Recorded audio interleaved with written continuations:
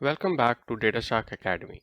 In previous sessions, we saw that when the data is imported into Hadoop, the fields are by default terminated by comma. In some cases, comma could be part of the data set itself, so you cannot use comma.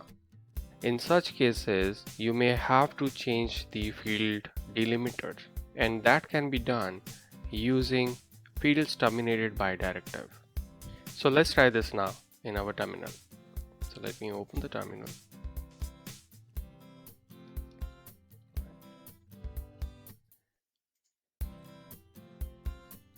So we'll import employees table again. Target directory, sqoop, employees, dem, fields terminated by pipe. Okay. And driver MySQL.jdbc.driver. Okay, let's run this.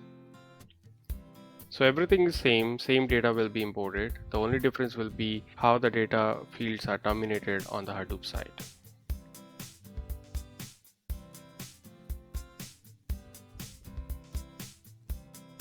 So now MapReduce job is triggered.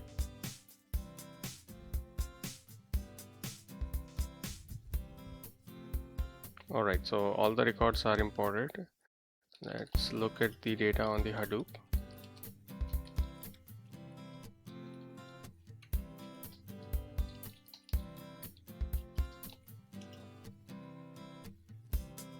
Alright, and let's print some records.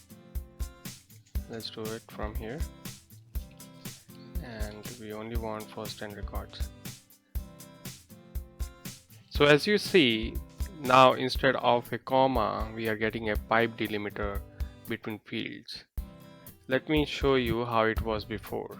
So if you just go back and change this, because we imported employees data before, if I just do this, it should show you the results from the previous exercises. And here you can see we have comma as the field delimiter. Okay, so try this out and let me know if you have any questions. I'll see you in the next class. Thank you.